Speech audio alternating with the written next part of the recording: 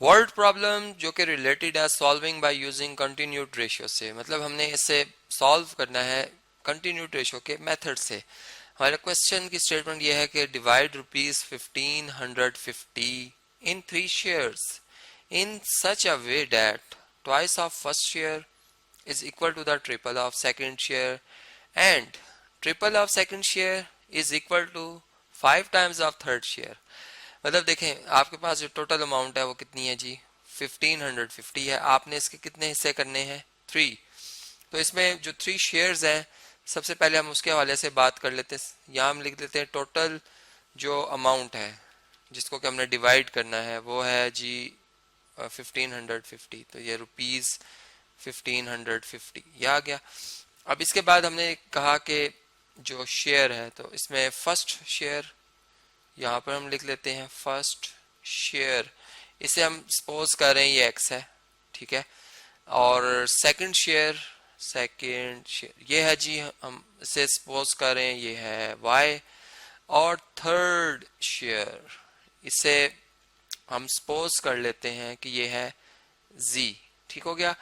तो अब देखें जरा, अब स्टेटमेंट को अगर हम अब पढ़ें तो इसमें यूं लिखा हुआ है कि twice of first share. Twice का मतलब होता है 2 से मल्टीप्लाई करना, ठीक है, डबल कर लेना। तो ये ट्वाइस ऑफ फर्स्ट शेयर आ गया, ठीक है। Twice of first square is equal to, यहाँ पर इक्वल का साइन आएगा, ट्रिपल ऑफ सेकंड शेयर। अब सेकंड शेयर y है, इसका ट्रिपल का मतलब होता है इसका 3 टाइम कर लेना, 3y।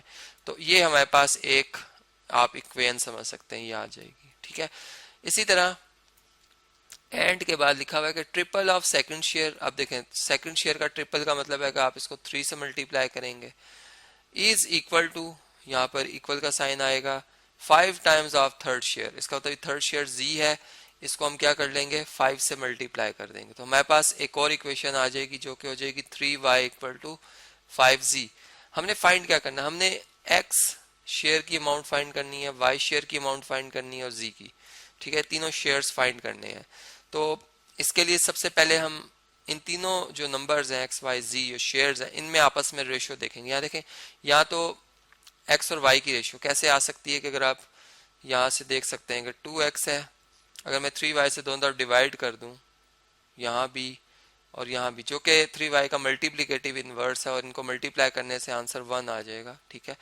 तो मेरे पास ये रिजल्ट कुछ इस तरह से बन जाएगा कि फिर ये 2/3 है, ये 3 इधर आकर मतलब मल्टीप्लाई हो जाएगा जो डिवाइड हो रहा है, और 2 उधर जाकर जो है वो डिवाइड हो जाएगा, ठीक है। 3 मल्टीप्लाई में आ जाएगा ऊपर मतलब, और जो 2 है वो डिनोमिनेटर में आ जाएगा, इस तरह से, ठीक है। यानी हमने आप यूं समझ लें 3/2 से इधर भी मल्टीप्लाई कर लिया और 3/2 से इधर भी मल्टीप्लाई कर लिया।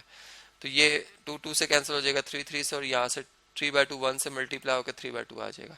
यानी x और y की जो रेशियो है, इन दोनों शेयर्स की जो रेशियो है वो 3:2 की आ गई, ठीक है।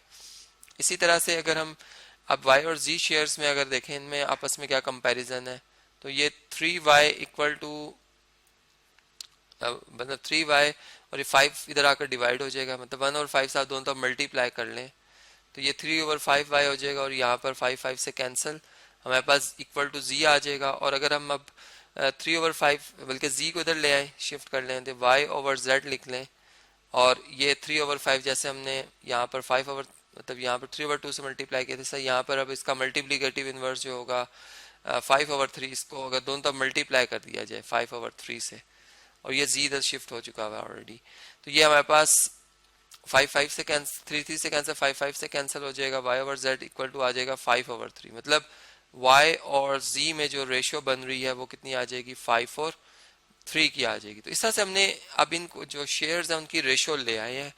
अभी इनकी कंटिन्यूड रेशियो हमने जो है वो मालूम करनी है। इस वीडियो को मैं कंटिन्यू कर रहा हूँ, ठीक है, और इसका जो पार्ट 2 होगा उसमें हम फिर ये जो प्रॉब्लम है इसका जो मुकम्मल सोल्यूशन है वो फाइंड करेंगे।